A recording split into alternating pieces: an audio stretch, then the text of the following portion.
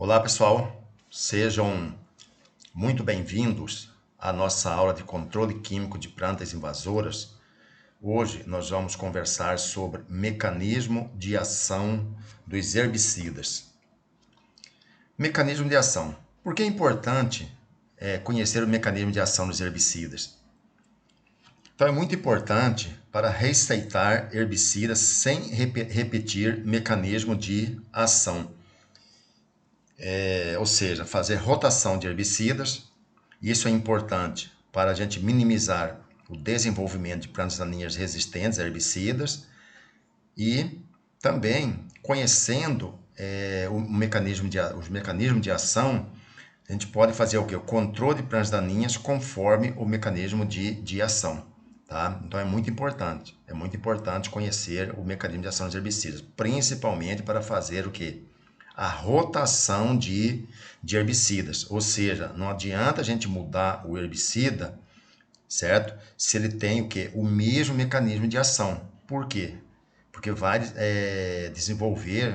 surgir plantas resistentes do mesmo jeito, tá? Então temos que fazer rotação de herbicidas que tenham mecanismos de ação diferentes. Então os herbicidas modernos geralmente inibem a atividade enzimática, proteína na célula.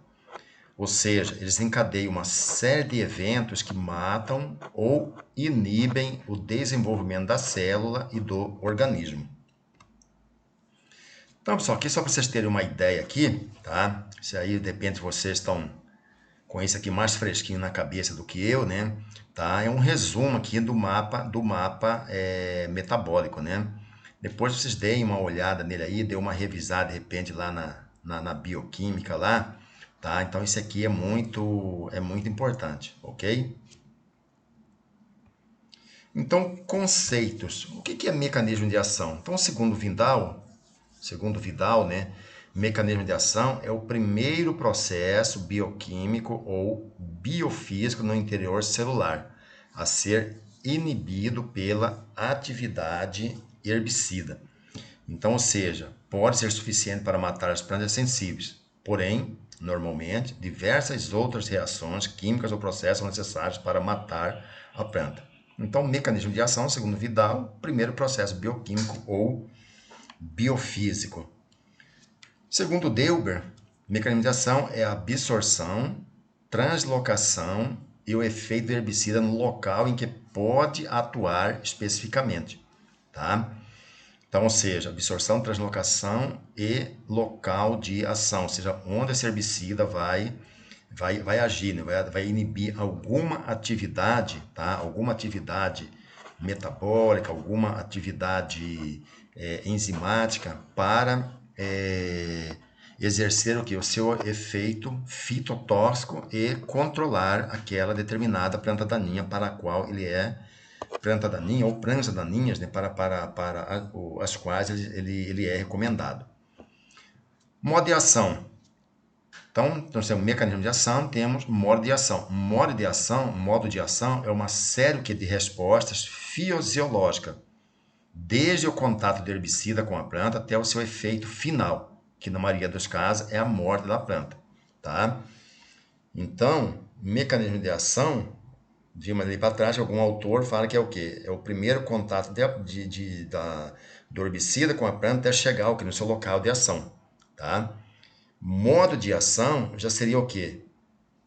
Todo o processo que é daquele herbicida, tá? Então, seja uma série de respostas biológicas desde o contato, primeiro contato do herbicida com a planta ali até o seu efeito final, que na maioria dos casos é a morte da planta, tá? Então, ou seja, é o somatório de todos os processos, tá? O somatório de todos os processos. Então, é o modo de ação. Então, nós temos duas situações, mecanismo de ação e modo de ação, tá? Então, esses herbicidas, quanto aos seus modos de ação, eles são divididos em grupos, tá? São divididos em grupos. Então, os primeiro aqui são os inibidores do fotossistema 2, certo? Ou seja, são herbicidas que vão atuar lá no processo fotossintético, tá? Então, nós temos aqui as triazinas, herbicidas aí muito usados na cultura do milho, né? Então, nós temos, por exemplo, aqui inibidores do fotossistema 2, né? Triazinas, ametrim, atrazine, cianazine, hexazinone, metribuzin, simazine. E temos também inibidores aqui do fotossistema 2, as ureias substituídas, que é o diuron, isouron, linuron e tebutyron, tá? Então, mecanismo de ação dos inibidores do fotossistema 2, tá? Então, nós temos aqui o processo fotossintético aqui, né? Tá? O fotossistema 2, né? Certo? Então, esses herbicidas inibidores do fotossistema 2, eles atuam que inibindo que essa enzima, essa quinona B, tá? Certo? Então, ou seja, o herbicida vem e liga a essa quinona B aqui, certo?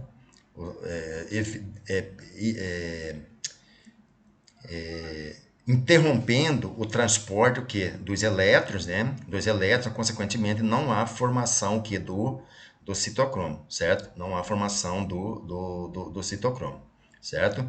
Então, são os herbicidas inibidores do fotossistema 2, tá? Então, tá aqui, né? Então, por exemplo, o herbicida vem, ele liga aqui, esse elétron, quando ele vai ser transferido aqui para a quinona B, certo? Para a quinona B, então o herbicida vem e inibe o que é essa transferência aqui do elétron. Então, ele atua aqui no processo que da fotossíntese. Então, aqui, modelo de inibição da proteína quinona B. Então, aqui, um exemplo aqui, né, do diuron, tá? Sintoma de fitoxidase de diuron, certo? Então, como ele inibe o que lá o transporte elétrico, você não vai produzir citocromo B, consequentemente, não vai ter formação o que de citocina, de citocromo, tá? Então, acontece o que? O sintoma de fitoxidase, tá, do diuron, ou seja, assim, não só do diuron, mas, por exemplo, das ureias ali substituídas, né? Do grupo das ureias substituídas, tá? Ela provoca esse esbranquiçamento do limbo foliar, tá? Então, aqui é um exemplo de fitoxidase. Então, isso aqui na cultura do algodão, isso aqui é muito comum, tá? Então, esse diuron, ele é um herbicida pré-emergente, tá? Ele é um herbicida pré-emergente, muito utilizado na cultura do algodão. Então, geralmente, ele é seletivo para o algodão. Só que, geralmente, esse sintoma de fitoxidase dá o quê? Quando tem ocorrência de muita chuva, tá? Aí tem aquele escorrimento superficial, né, da água, essa água acaba acumulando num determinado ponto, então vai ter ali um maior acúmulo do herbicida. Aí provoca o que? A fitoxidase no algodão, tá? Aqui sintoma de fitoxidase, né, em planta adulta, né? Tá? Em planta adulta, certo? Isso aqui, pelo jeito, é uma folha de soja, né? Tá? Então, isso aqui pode, de repente, ter sido um caso de deriva. Aqui, pré-emergente, né? Então, aqui, ó, provocou o que? Um esbranquecimento que é do limbo foliar, tá? Porque ele vai inibir lá o citocromo, consequentemente, não vai ter produção que de clorofila, certo? Não vai ter produção de clorofila. Então, ele provoca esse esbranquiçamento que é do limbo foliar, tá? Então, os herbicidas do grupo químico das sulfonilureias, tá? Das sulfonilureias. Então, foi descoberto aqui o Classic, né? Certo? Que é um dos herbicidas mais comuns e muito utilizado na cultura da soja, né? Principalmente até antes de termos aí as sojas aí, transgênicas, né? Por exemplo, as RR, estágios resistentes a glifosato, né? Então, soja convencional ainda é hoje bastante utilizada, né? Então, ele foi descoberto em 1975 por Georges Levy da DuPont, tá? Hoje essa DuPont, ela não existe mais, né? Ela fundiu, não lembro agora exatamente com qual empresa, sei que ela se fundiu aí com a outra empresa, formando hoje a Corteva, tá? Eu não lembro, não sei se é a Monsanto, não, a Dow AgroScience. Ela fundiu com a Dow AgroScience, DuPont, e a Dow AgroScience se fundiram, né? Formando a Corteva, tá? Hoje é uma das maiores empresas aí desse ramo aí de defensivos agrícolas aí, ok? Então, em 1977, já tinha nos Estados Unidos 277 patentes, sendo 169 da DuPont. Em 1972, a Ciba-Geigy iniciou a descoberta de sulfonilureias. Em 1975, 1985, 14 companhias envolvidas na descoberta de sulfonilureias. Então vejam bem, 1975 foi a descoberta primeira para DuPont. Depois várias empresas aí foram desenvolvendo esses produtos aí, herbicidas à base de sulfonilureias. Então o grupo é o grupo químico com a maior diversidade de herbicidas, que controlam desde plantas daninhas folhas largas em pré-emergência, de trigo, de sequeiro, até ciperáceas em várzeas inundadas de arroz. Tá? Então nós temos aí, por exemplo, no Rio Grande do Sul, né? Tá? No Rio Grande do Sul, aí, produção, na região sul, na verdade, né? Na região sul, produção aí de trigo, sequeiro. E no caso do Rio Grande do Sul, a produção de arroz inundado, né, em várzeas. Então, os herbicidas também são utilizados o quê? Nessas áreas também, ok? Não só no cerrado. Então, tabela de usos e doses de aplicação dos herbicidas do tipo sulfonilureias. Tá? Então, nós temos aqui alguns exemplos de ingredientes ativos, né? Então, principais usos estão, por exemplo, metsulfuron metil, cereais, tá? Então, doses 1,8 a 9 gramas de grande ativo por hectare. Então, são uma das características desses produtos que são utilizados aqui em pequenas doses, né? Clorimuron etil, muito usado na soja, né? De 8 a 13 gramas, tá? Por hectare. Nicosulfuron, muito usado no milho, tá? Exemplo aí de um produto comercial, Sanson, certo? Usa de 35 a 70 gramas de ativo por hectare. Alusulfuron, usado em cana, e isso também aqui é usado em cana de açúcar. Então são alguns exemplos aqui de ingredientes ativos, né? Tá? Dos herbicidas do grupo químico das sulfonilureias. Tá? Inibidores da acetilcoenzima A carboxilase, ou seja, é enzima responsável pela síntese de ácidos graxos, tá? Então esses aqui são os herbicidas graminicidas, tá? Então todos os herbicidas desse grupo aqui, da acetilcoenzima A carboxilase, então são herbicidas que só controlam gramíneas, tá? Então são todos, por exemplo, os FOPs, PROPs e DINs. Então, por exemplo, a Loxifop, Propraniprop, certo? Cetoxidin, certo? Então, todos os herbicidas são inibidores da acetilcoenzima A carboxilase, tá? Então, tá aqui, inibidores da acetilcoenzima A carboxilase, síntese de ácido graxo, né? Então, são graminicidas, FOPs, PROPs e DINs. Então, fenoxipropiônicos.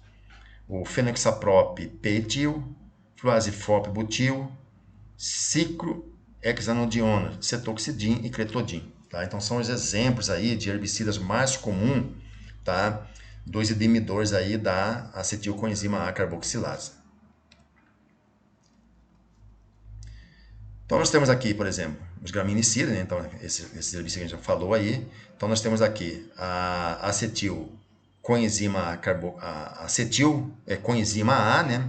Então nós temos aqui a acetilcoenzima A carboxilase, que vai promover o que? A quebra da acetilcoenzima A, formando o que? O malonilcoenzima A, tá? Que vai formar o que? O ácido graxo palmitato. Então acontece o que? Então a enzima vem, certo? Inibe, então o herbicida vem e inibe justamente essa enzima aqui, tá? Então, ou seja, então não vai ocorrer a quebra da coenzima A, consequentemente não vai formar malonil e não vai formar o que? O ácido graxo palmitato, ok? Então, ou seja, não vai ter a formação que do ácido graxo, né? Certo? Inibidores da EPSPs, né? Certo? Que é enolpiruvato, chiquimato, fosfato sintase, tá? Então são os herbicidas derivados da glicina. São basicamente esses dois aqui, o glifosate e o sulfosate, tá? Então, o mecanismo de ação é inibir o quê? A produção dos aminoácidos aromáticos, fenilalanina, tirosina e triptofano, certo? Então, ou seja, inibição da enzima, enolpiruvato, chiquimato, fosfato, sintetase. Eu falei sintase, não, é sintetase, tá? Sintetase, tá? A EPSPs. Então, pessoal, são esses dois herbicidas aqui somente, glifosate e sulfosato, tá?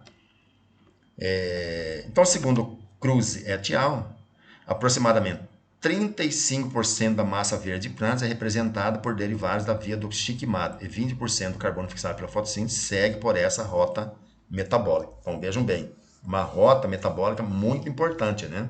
Tá? Uma rota muito importante. Então, ou seja, se não há formação desses aminoácidos, consequentemente não vai ter o quê? Produção de massa, né? De massa seca, de massa verde. Acontece o quê? Então a planta ela vai o quê? Vai morrer, tá? E esses 3 herbicidas são o quê? São herbicidas sistêmicos, tá? São herbicidas sistêmicos. Então se você faz a aplicação dele hoje, por exemplo, tá? Você vai conseguir ver o efeito dele daqui a, por exemplo, já mais pro final da semana, tá? Mais no final da semana, que as plantas começam a ficarem amarelas, né? Começam a ficarem amarelas, certo? Então o efeito é mais lento, né? Porque ele vai ter que ser absorvido, tem que ser translocado até chegar lá no seu sítio de ação, né? Certo? Então, ou seja, então, desse modo, a interferência nesta rota pode apresentar consequências importantes em termos de crescimento, desenvolvimento, qualidade industrial, ou seja, quantidade de lignina ou existência de estresse bióticos e abióticos. Ok? Então, mecanismo de ação dos inibidores da EPSPs, né? Então, por exemplo, então nós temos aqui a glicose aqui, né, tá? A fosfenol piruvato, a enol 4 piruvato, tá? Que vai formar esse produto aqui, né? Certo? Aqui que vai formar o que? O shikmato mais a fosfenol piruvato, que vai dar o que? A enol piruvato shikmato fosfato, certo? Aí que formaria o que? O corismato. Esse corismato que vão formar o que? Os aminoácidos aromáticos, né? Que é a fenilalanina, a tirosina e o triptofano. Então acontece o que? Certo? O herbicida, tá? O glifosato ou o sulfosato, então ele vem o que? Ele inibe aqui justamente a enzima aqui, a EPSP, né? Tá? EPSPs. Então, ou seja, então não ocorre o que? A transformação do shikmato em fosfenol piruvato. Não ocorre a transformação do shikmato mais a fosfenol piruvato em enol piruvato shikmato fosfato. Então, interrompe o que? Esse metabolismo nessa região aqui, certo? Aí não ocorre a formação o que? Dos aminoácidos aromáticos, né? Certo? Aí que vem que acarretar o que? A morte das plantas, né? Tá? Das plantas daninhas, na verdade, de qualquer planta, né? Por exemplo, esses 2 herbicidas eles são o que? De ação total, ou seja, não são seletivos. Apesar de eles terem uma eficiência melhor para folhas estreitas, para gramíneas, mas ele controla também folhas largas, tá? Ele controla também folhas largas, certo? E vai também ser o que? Fitotóxico também é o que? Para culturas desde que não sejam resistentes. Nós temos aí hoje no mercado aí algumas cultivares aí resistentes, né, a esse herbicida. E esse herbicida também, por exemplo, o glifosato, ele é o herbicida mais comercializado no mundo inteiro. Ele responde aí por aproximadamente 40% aí do mercado de herbicidas. Então, vocês vejam bem, né? O tanto de dinheiro que é movimentado só com esses herbicidas aí. Então, é um dos herbicidas mais importantes aí para a agricultura mundial, tá? E principalmente o que? A brasileira, certo? Então, bem representativo. Em torno de 40% do mercado de herbicidas é desses herbicidas inibidores desse mecanismo dessas enzimas, né? Certo? Então tá aqui, área tratada com imazapir, nome comercial contém 2 litros e glifosato, 3 litros por hectare, né? Então vejam bem, controle o que? Total, né? Tá? Então aqui já é um caso de mistura, né? Mistura de herbicida, o imazapir mais o que? O glifosato, tá? Nós vamos dar uma aula para vocês só sobre essa questão aí de mistura de herbicidas. Formulações e mistura de herbicidas. Então, outro grupo químico aqui, né, são os inibidores da enzima ALS, né, aceto-lactato sintase. Então, é o sítio de ação de maior número de herbicidas em uso no Brasil e no mundo. Tá? Então, vejam bem lá, o glifosato, só ressaltando, né, ele é o herbicida mais comercializado no mundo todo, certo? Mais comercializado no mundo todo. A gente comentou aí em torno de 40% do mercado de herbicida é do glifosato. Herbicidas inibidores da ALS, tá? É o grupo químico que tem o maior número de herbicidas em uso no Brasil e no mundo, ok? Maior número de herbicidas. Então a enzima ALS atua na rota de síntese dos aminoácidos cadeia ramificada, tá? Por exemplo, quais são esses aminoácidos? A valina, a leucina e a isoleucinas, tá? Em micro-organismos e plantas, certo? Então é justamente o que nós temos aqui, né? Certo? Então nós temos aqui o piruvato, certo? Que vai transformar no... Aí, por exemplo, o piruvato, ele vai transformar o que? No acetolactato. Acetolactato, né? A alfa é ceto-isovalerate, tá? Então, ou seja, que vai produzir o aminoácido valina e depois a leucina, a leucina, né? Valina e leucina ou valina e leucina. Então, esses herbicidas inibidores da ALS, então ele vem justamente inibe o que aqui, ó, certo? Impedindo o quê? Que o piruvato seja transformado em acetolactato, tá? Aí interrompe o que? Esse metabolismo justamente nesse ponto aqui. Então não vai ter a formação o que? Desses dois aminoácidos, tá?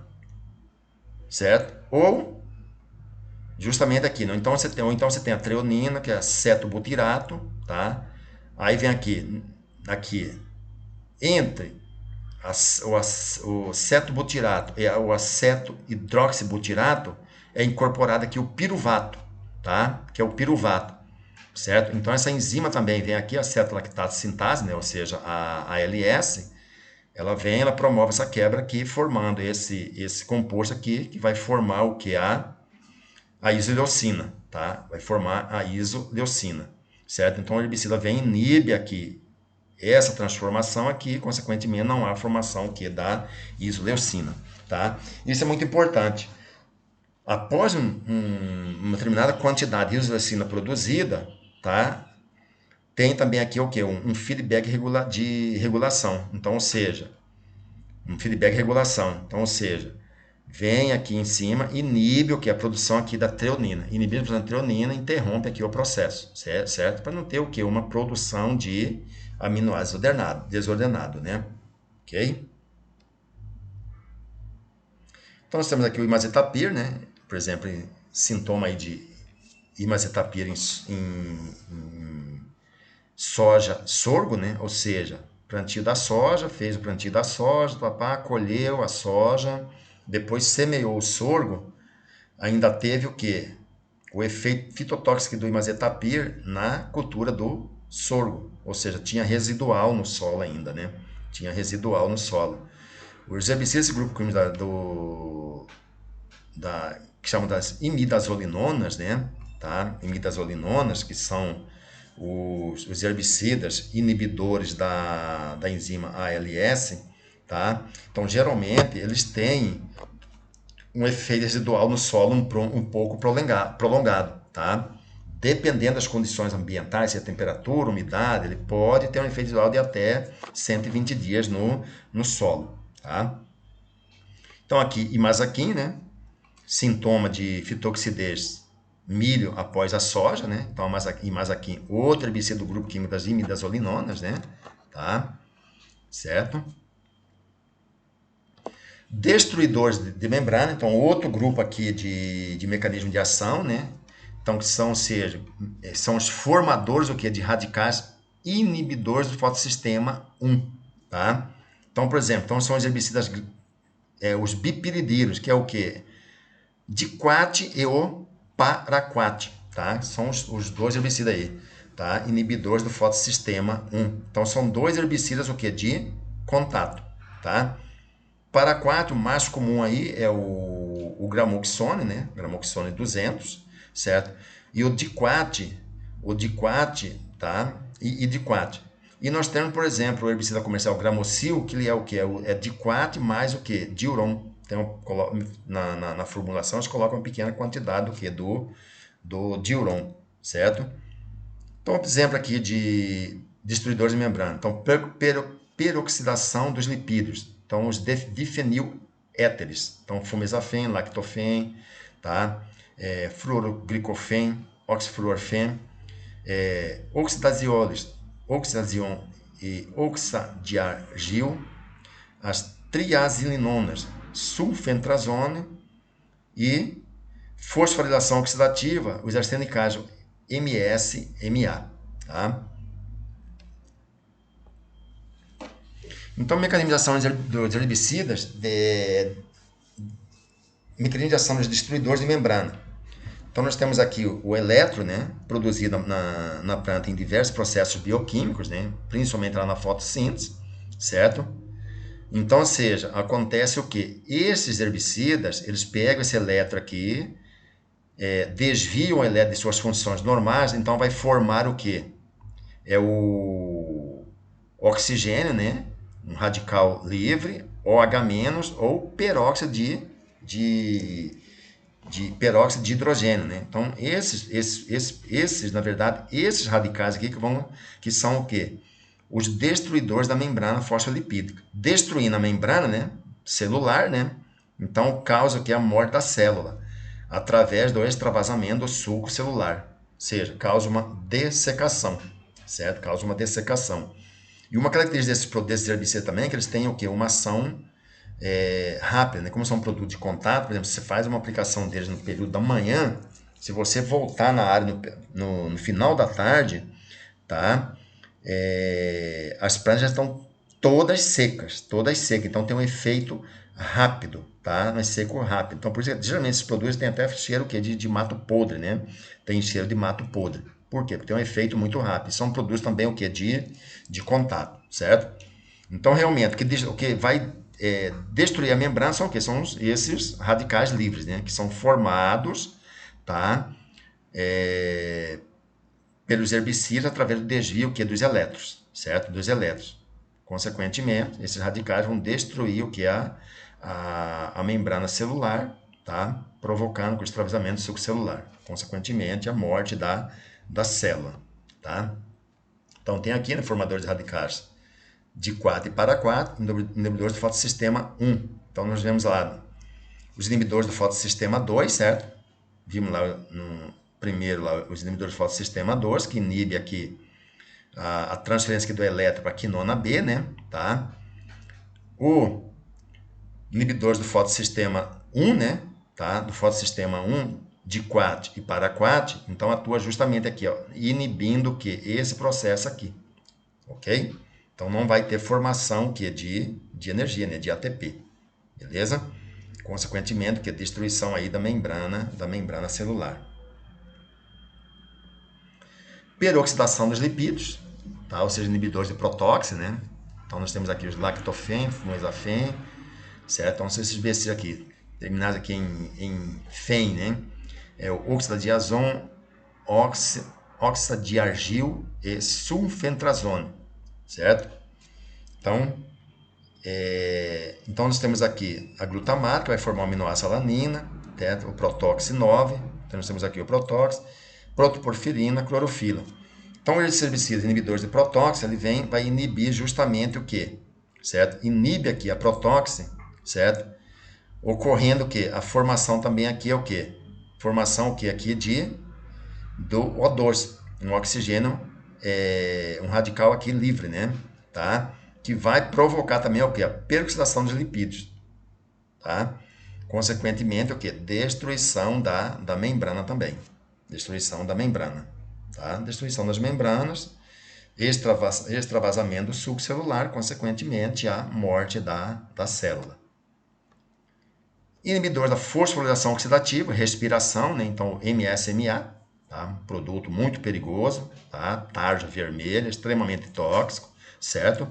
Então, por que ele é muito perigoso? Porque nós respiramos, né? Tá? Nós respiramos. Então, se ele deixar algum indivíduo, algum ser vivo intoxicar com esse herbicida, ele vai inibir também na gente o que é a respiração, certo? Mas vamos pegar aqui no caso das plantas. Então, nós temos aqui a glicose, né? Tá? Que através da respiração vai produzir o que? ATP, certo? ATP. Então, transportador de elétron durante a fosforilação oxidativa, cede elétron ao MCA, que forma radicais livres e destrói as membranas, certo? Então aqui a glicose, papapá, não sei o que, veio aqui, vai formar o que? CO2 mais H2O, né? Aquele processo fotossintético que a gente conhece muito bem lá da fisiologia vegetal, né? Então acontece o que? Esse MSMA ele vem, provoca essa inibição aqui, tá? Vai inibir o que? O transportador de elétrons durante a fosforilação oxidativa, que vai ceder o que? Os elétrons MSMA, que forma radicais livres, tá? E destrói o que? As membranas, certo? Então, esse elétron, ao invés de vir aqui para a produção de ATP, ele vai, esse MSMA, ele vem aqui, ele sequestra esses elétrons, sequestrando esses elétrons, vai produzir o quê? Radicais livres, né? Radicais livres que vai provocar o que? A destruição o que? Das membranas, tá? Mimetizadores de auxinas, das auxinas, né? Então nós temos os benzoicos de dicamba, tá? Dicamba, já temos aí algumas cultivares hoje aí transgênicas, resistentes ao dicamba, tá? Alguns cultivares. Temos os fenóxicos, por exemplo, 2,4-D, e temos picolínicos, que é o picloram, triclopir e o fluroxipir, certo? Então, herbicidas referidos como hormonais, reguladores de crescimento, cultura e tecido, indutores de... Ou seja, esses herbicidas também, quando utilizados em pequena quantidade, ou seja, dose muito pequena mesmo, né? ppm, ou seja, parte por milhão, eles podem ser utilizados também o quê? Como os indutores o quê? De enraizamento. Tá? Em doses mais altas, então, tem efeito o quê? Herbicida. Certo? Então, o mecanismo de ação de mimetizadores de auxinas promove o crescimento desordenado dos tecidos vegetais, tá? Promove uma acidificação dos tecidos, expansão celular, ativação gênica, retorno de atividades meristemares das células maduras e paralisação das células meristemas primários, epinastia do caule e pecíolo das plantas. Epinastia, ou seja, promove o que? Um crescimento desordenado, né, do caule, certo? Então, também são herbicidas o que? Extremamente tóxicos, hormonais, tá? São herbicidas também o que? Hormonais. Então, por exemplo, temos aí o 2,4-D, né, tá? O picloram, então, por exemplo, nós temos lá um herbicida, formulação comercial muito utilizada em pastagem, né, que é o tordo, né, não comercial tordo, que nada mais é o que? É a mistura o que? Do 2,4-D com o picloram, né, certo? Para controle de folhas largas em pastagens, né, muito utilizado. Porém, pessoal, esses produtos tem que ter muito cuidado, porque eles são extremamente tóxicos, eles são todos tarja vermelha, tá? Porque ele atua lá ele atua aqui, por exemplo, na ativação gênica, certo? Acontece o que? Por exemplo, nós temos lá o nosso RNA mensageiro, tá? Que vai formar o que? Esse RNA mensageiro que vai formar o que? O DNA, certo? Num processo normal, tá? Normal, então quando chega lá no final desse processo, tá? Tem uma enzima lá reguladora que ela vem, ela inibe esse processo lá no início, que para o que? Ele interrompe o processo. O 2,4-D, então acontece o que? Ele inibe essa enzima reguladora. Então acontece o que? Tem uma multiplicação desordenada das células. Tá? Desordenada das células. Por exemplo, nas plantas, se você olhar lá, por exemplo, geralmente uma planta com sintoma de 2,4-D, geralmente forma ali num nódulo ali, bem próximo ao solo, que é um calo, né? Um nó. Então aquilo ali é justamente que é devido a multiplicação desordenada das células. Então é tipo um câncer. Infelizmente, se a gente for intoxicado com herbicida, pode acontecer isso também, certo? Pode acontecer isso também. Então temos que tomar muito cuidado. São herbicidas extremamente tóxicos. Outro sintoma por exemplo, 2,4-D, em folha, você observa o que? Encarquilhamento da folha. Por quê? Porque é provoca justamente o que fala epinastia, né? Epinastia do caule, certo? Ou da folha, né? Acontece o quê? Uma planta que está com sintoma de fitotoxidez, que foi intoxicada teve uma fitotoxidez de 2,4-D, acontece o quê? O limbo foliar, tá? O limbo foliar, ele continua crescendo. Só que as nervuras, ela paralisa seu crescimento. Então, por isso que provoca aquele encarquilhamento, né? A folha, à medida que vai crescendo, ela vai se enrolando, porque o limbo foliar cresce, mas as nervuras não acompanham esse crescimento, ela paralisa o crescimento. Tá? Então, por isso que provoca esse encarquilhamento das folhas. Tá? Então, 2,4-D aí, herbicida com ação que controle somente de folhas largas, né? Não tem efeito nenhum sobre gramíneas, né? Certo? Não tem efeito nenhum sobre gramíneas. Muito utilizado é a mistura aí, por exemplo, com o glifosato, né? Tá?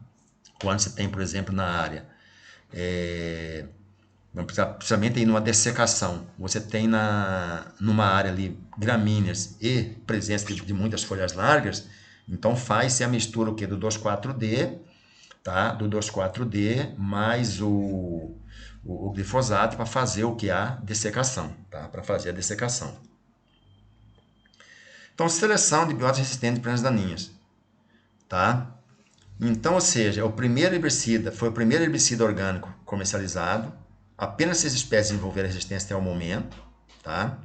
Possui múltiplos locais de ação. Planta resistente tem necessidade de modificação em muitos genes, tá? Certo? Então, aqui, ó, um exemplo aqui de fitoxidez, né, de picloram em pepino, tá? Adubação orgânica. Quando que acontece aqui? É muito comum quando se utiliza o quê? Esterco de bovinos, né, que pastaram em áreas onde foi feita a aplicação, que é de tordo, tá? Para controle de invasoras, né, na pastagem, certo? Aí, por exemplo, o gado entra naquela área ali, pasta aquele capim ali, aquela vegetação que ainda está com resíduo do 2,4-D, né, ou do picloram, né, tá? Ou do picloram, certo? Aí os produtores vêm usam esse esterco nas hortaliças, né, e causa o que? Essa fitoxidez. Então aqui, ó, encarquilhamento, que a gente falou, encarquilhamento da folha, certo? Então o limbo foliar continua crescendo, né, porém as nervuras não. Então vai provocando que esse encarquilhamento da folha, tá? Inibidores da síntese de pigmentos, um outro grupo químico aqui, né? Então, o principal herbicida é o clomazone, não comercial, o gamit, né? Tá? Muito utilizado aí na cultura do algodão, né?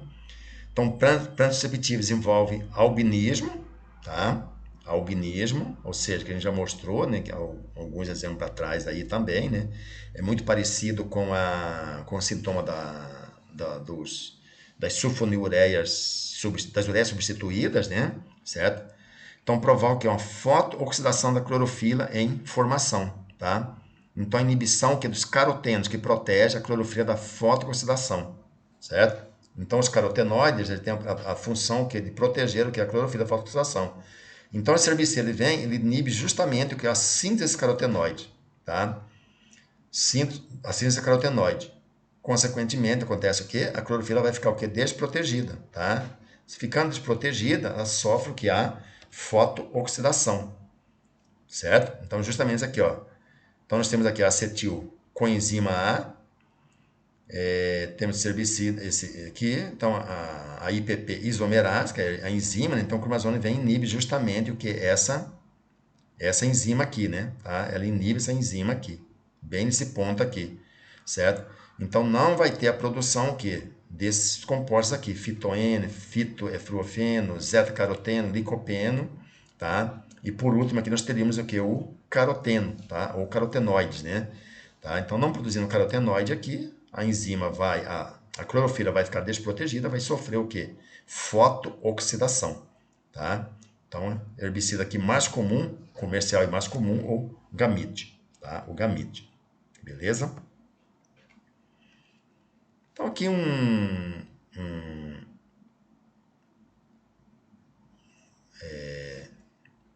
exemplo aqui mais detalhado, né? Então, nós temos aqui a glicose, tá? Certo? A glicose vai formar, incorpora aqui a glicose, vai formar o gliceraldílio 3-fosfato, né? Isopentilpirofosfato. A gliceraldílio 3-fosfato mais o piruvato vai formar o isopentil pirofosfato, ou o glicerol de 3-fosfato forma o isopentil, forma o fitoeno que vai formar o que? O carotenoide, certo? Então, a fitoeno desaturase, ela requer o que? A prastoquinona, certo? Requer a prastoquinona, tá? Que vem desse outro metabolismo, que é a tirosina, hidroxifenilpiruvato, dioxigenase, né? Essa é a enzima aqui. Então, o herbicida vem e inibe também o que? Essa enzima. Então, não vai formar o que? O homogentizato, tá? Ou seja, e não vai formar o que? A prastoquinona, tá? Não formando a prastoquinona também, não vai ter a formação o que? Do carotenoide, ok? Então, aqui, né, sintomas do herbicida clomazone, né? Em algumas espécies aqui, né? Tá?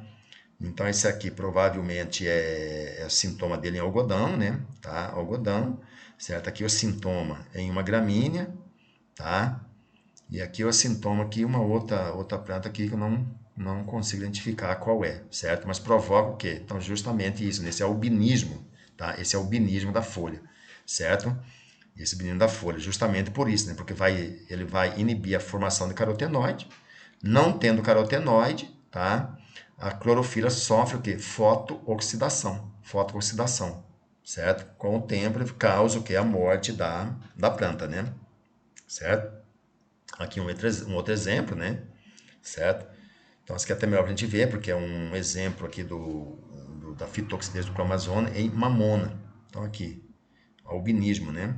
Tá? Destruição, que seja fotooxidação da clorofila, ok? Então, aqui, pessoal,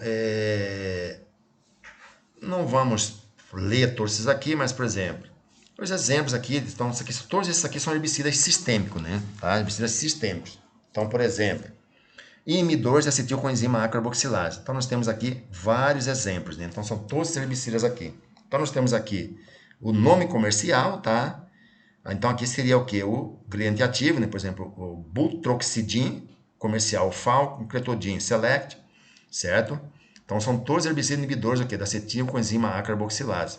É aquilo que a gente comentou. Então, só controlam gramíneas. Então, todos esses herbicidas aqui só controlam gramíneas, tá? E eles não têm efeito nenhum sobre folhas largas, tá? Sobre folhas largas. Inibidores da acetato lactato sintase, também são sistêmicos, nós temos vários herbicidas aqui, tá? Esse Crassic aqui é um dos mais comuns, é o clorimuron, muito utilizado era muito utilizado, foi o herbicida mais utilizado na cultura da soja, né? Tá? Na cultura da soja, antes de termos aí as sojas transgênicas, né? Certo? Então, nós temos aqui vários exemplos. Então, mesma coisa. Entre parênteses, o nome comercial, tá? Fora do parênteses, o que é o nome técnico, né? Tá? Ou ingrediente ativo. Inibidores de inolpiruvato xiquemato fosfato sintase, tá? Então, nós temos aqui vários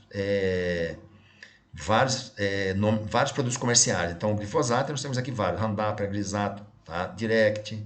Então, nós temos aqui vários produtos comerciais, né? E temos aqui, por exemplo, o sulfosato, que só tem esses dois produtos aqui, que é o Zap e o Tachidal, tá?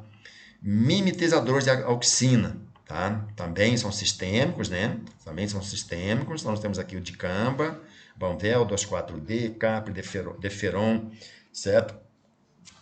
Então, os produtos aí mais comuns aí no mercado, tá? Então, são todos sistêmicos. Contato, tá? Herbicida de contato. Então, inibidores do fotossistema 1. Então, nós temos o Diquat e o Paraquat, tá? Esses dois produtos comerciais, né? Certo? Inibidores de protóxido. Então, temos todos os produtos aqui, ó. Então, aciflorfen, flumesafen, então são todos produtos de contato, certo? E outros. Então, outros. Então, temos aqui o Bentazon, Basagran, ok? Então, todos os produtos aqui são todos produtos de contato, ok?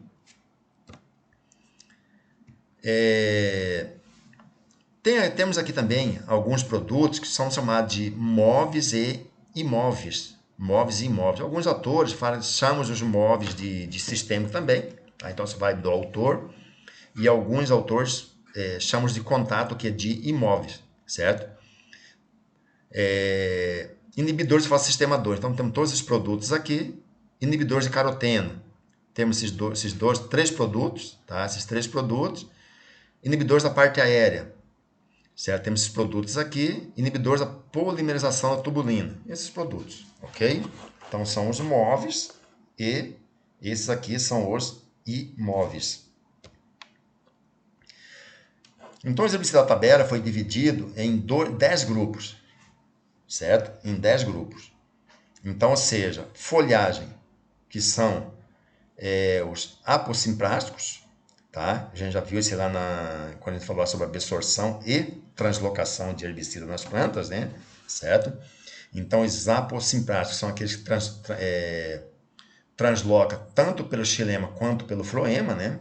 Certo? Então, nós temos aqui exemplos, né? Inibidores de acetilcoenzima carboxilase, inibacenos lipídios, inibidores de LS e PSPs, mimetizadores de auxina, certo? Então, são os exemplos aqui de herbicidas o quê? Aposimprásticos.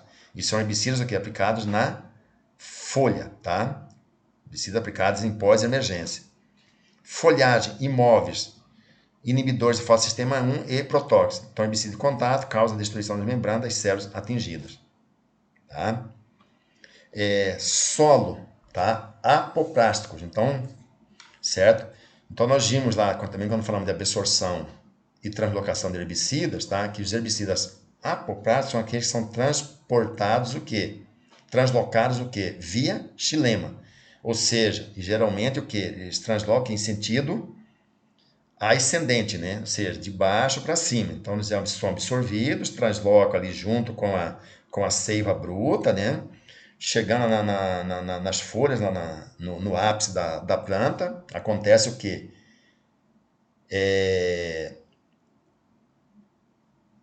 Certo? Essa seiva bruta é transformada em seiva elaborada e são distribuídos o quê? Via floema, né? Via movimentação simplástica, né? Via floema. Então, por exemplo, os herbicidas aplicados no solo, tá? Eles estão transportados que via xilema apoplástico. Então, quais são? Inibidores de fotossistema 2 e inibidores de carotenoide. Então, são herbicidas pré-emergentes, ok?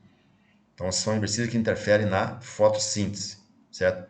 Solo, imóveis, tá? Inibidor da parte aérea e mitose. São herbicidas que interferem no crescimento vegetal, tá? Então, um mapa resumido dos mecanismos de ação dos principais herbicidas orgânicos. Então, nós temos aqui local de aplicação, folhagem, que são os aposimprásticos, tá? Então, quais são? Movimentação nas plantas, aposimprásticos. Nós temos aqui inibidores de acetil coenzima A carboxilase. Então, plantas controladas, gramíneas, tá? Então, gramíneas. Inibidores da LS. Então, elas controlam o quê? Dicotiledôneas, né? Certo? E algumas ciperáceas gramíneas. Apossimprástico. Eles controlam o quê? Gramíneas dicotiledôneas, então, ou seja, folhas estreitas e folha larga, porém, a gente já comentou que geralmente eles têm um efeito melhor o que em gramíneas. Mimetizadores das auxinas, tá? Só controlam o que? Dicotiledôneas, tá? Então, só controla as folhas largas. Imóveis, inibidores do fotossistema 1. Então, controla gramíneas e dicotiledôneas, né? Destruidores de protóxicos, só controlam dicotiledôneas, tá? Apoplástico ou imóveis, então nós temos inibidores do fotossistema 2 que só controla dicotiledôneas, inibidores de carotenoides só controlam dicotiledôneas, inibidores da parte aérea controlam gramíneas e algumas ciperáceas, inibidores da mitose só controla gramíneas, ok? Então é importante, pessoal, então isso aqui é importante, porque a gente conhecendo o mecanismo de ação do herbicida, tá? A gente já sabe também quais as espécies de plantas daninhas que eles controlam, quais os grupos de plantas daninhas que eles controlam, se controla gramíneas, se controla dicotiledônea, se controla gramínea dicotiledônea, tá? Por exemplo, que o inibidor faça ser um gramínea dicotiledônea, então isso é muito importante, tá? Então, saber o mecanismo de ação do herbicida é muito importante, tá? Ok, pessoal? Então é isso que eu tinha que apresentar para vocês, certo? Estou disponibilizando também lá na plataforma de ensino lá, um livro lá, um link, na verdade é um link. Então vocês podem entrar, né, nesse link ali, baixa esse livro, que é o livro Herbicidas, tá? É do Leonardo Bianco. Então, um livro muito bom, tá? Tá num linguajar bem simples e fácil de entendimento, tá?